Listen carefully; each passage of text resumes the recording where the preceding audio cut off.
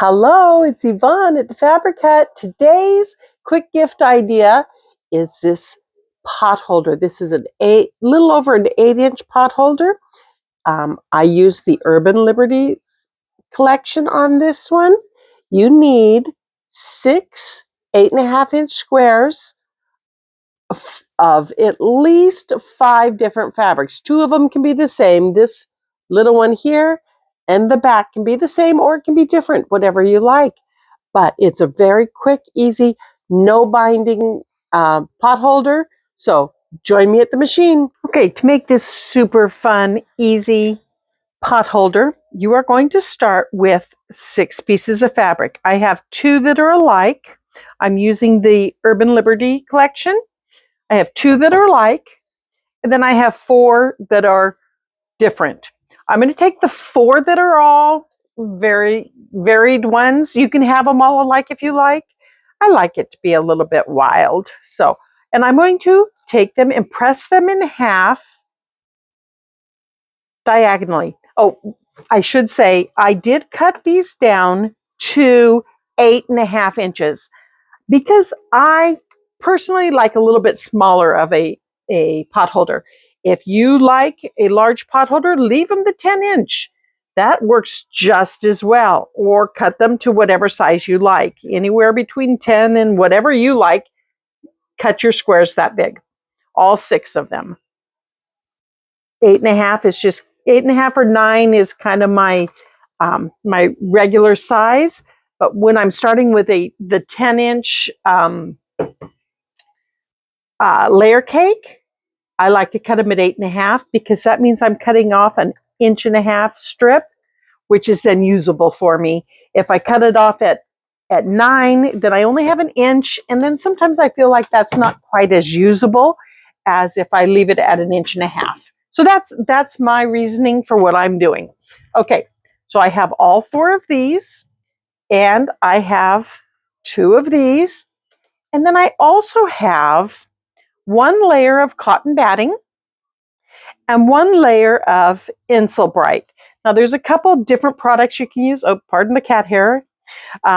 Couple different products you can use. You can use the Insul-Brite. It has the heat resistant in there, or you can just get a layer of heat resistant. It's that gray, shiny fabric that sometimes you use to cover your ironing boards with. Either one works. If I'm using that the thinner stuff, the ironing board type cover, I'll tend to use 2 battings because I like to have a nice thick pot holder. Now, with just these 2 layers, I can take my iron and set it on my hand with the pot holder and hold it there for almost 20 seconds.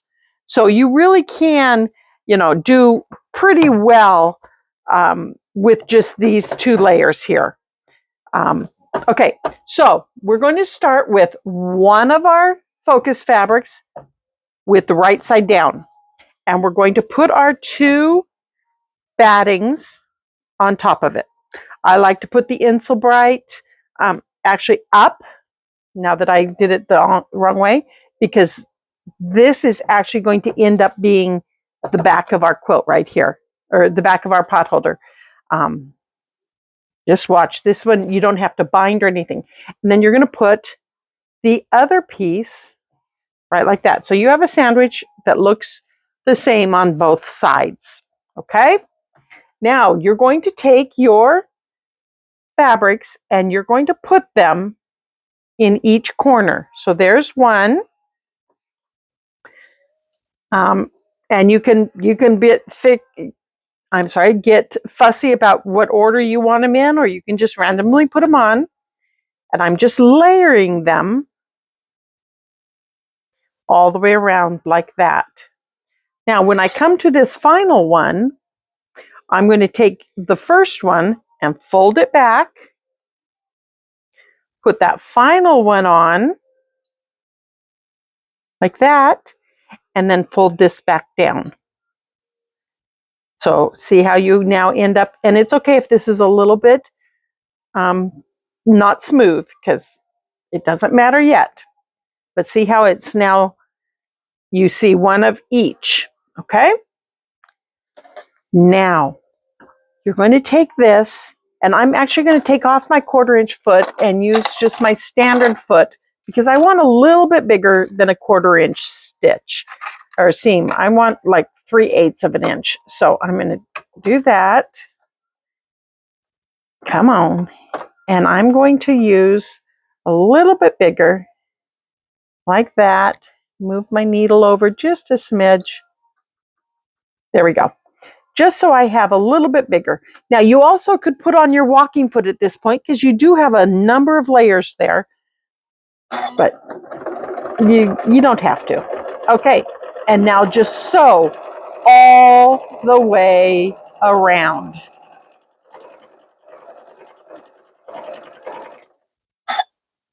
Keeping that nice and even.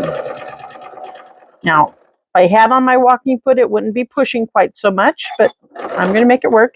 When I get to this fold, I'll stop and pivot and keep on going.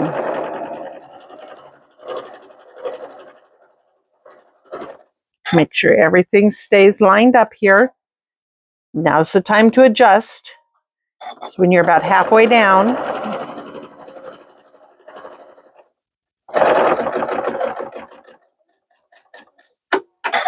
when you get to that point, stop and pivot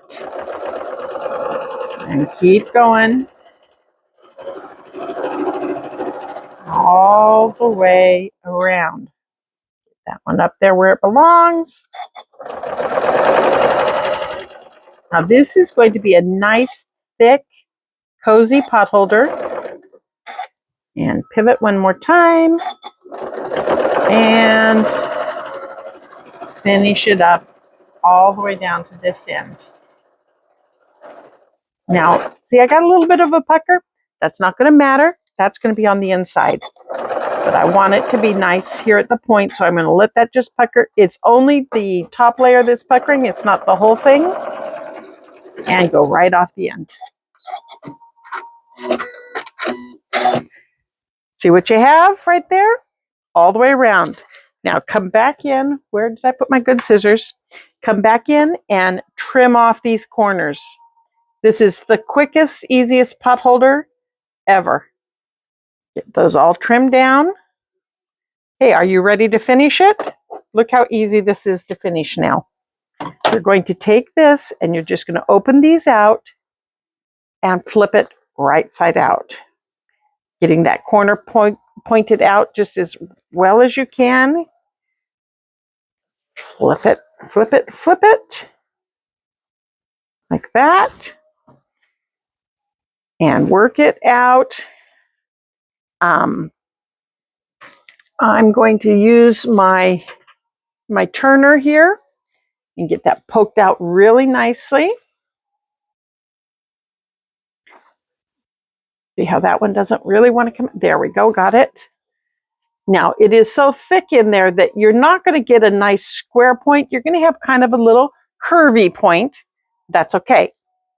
And you're going to take this and you're going to actually press it and just kind of get it smoothed down just a little bit. Now notice I didn't even put my pressing mat on because this is thick enough. I can just press right on it. Okay, now for the final wonderful thing. What you're going to do is you are going to take each of these folded edges and you're going to just pull it out into, and you got to slip your hand up there into this nice curved point like that. See that? And if you want, sometimes it's easier to give it a little press as you go. Go on to the next one and pull it out. Get it under there all the way to the corner. And I try and make sure they're about the same. You can force them a little bit bigger if you want, but I just kind of like to let it do its natural little curve. Do the next one. Just like that. And the next one. And look at that. And give it one last final press. Keep everybody where you want them to be. Now, your edges are finished, so you don't have to go all the way around the edge unless you want to. And you have two choices on quilting this. You can either sew right along the folded edge and hold it down, so this is going to be a little bit flippy, or you can sew it along the inside edge, and those will be three-dimensional that way. Whichever way you like to do it. I'm going to, let's see, what am I going to do this time? I do it both ways. Let me see. The other thing you can do is, if you can't decide, is you just sew the inner square, just like that. And that holds everything down, and you have both sides flipping. That tends to get fingers caught in there sometimes. So I think what I'm going to do on this one is I'm going to do the outside curve. Now, starting on this really thick pointed edge makes it really difficult. So what I'm going to do is I'm going to turn it around. I'm going to fold back the yellow one a little ways. You can't fold it back all the way and get all the way into the corner, but you can fold it back a little ways and just sew right along the inside edge of that one. And that way I am sewing off the point instead of trying to start at that point.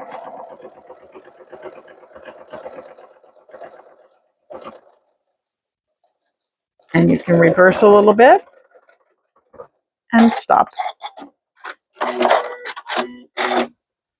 And trim that little thread up. Okay, see how that's sewn down? And because I'm using a real matching thread, it's not going to show on the back. Then I'm going to go on to the next one, and I'll pull back a little bit on this one. And start up here. Now, it is important to remember which side you're on, because I've messed up before, and I've sewn on the inside, and then on this one I've done the outside, and it's like, well, that just looks weird. But so sew it down for real quick, like that. Give it a little reverse stitching there and trim it. Did you hear it kind of thunk? That's because that's really, really thick, but we got it. Okay, we'll do the red one. Now we got to pull it back. See, I'm able to pull it back less and less each time because it's getting tight. And we'll go down this one. So I like to do this with a nice fresh needle, which I didn't do. Can you hear it thumping going through? Because I need a nice fresh needle. Okay, and one more. This one I can't flip back at all because it's already sewn down here. So I'll just start right at that seam, right there. And I will reverse a little bit there because it's nothing crossing it. The other ones all had something crossing them, so I didn't have to reverse on that edge.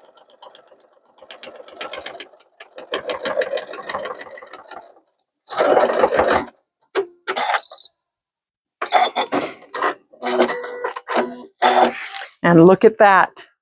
Less than 15 minutes and we have a whole pot holder. It's all done. Just got to trim off my little threads here in the back.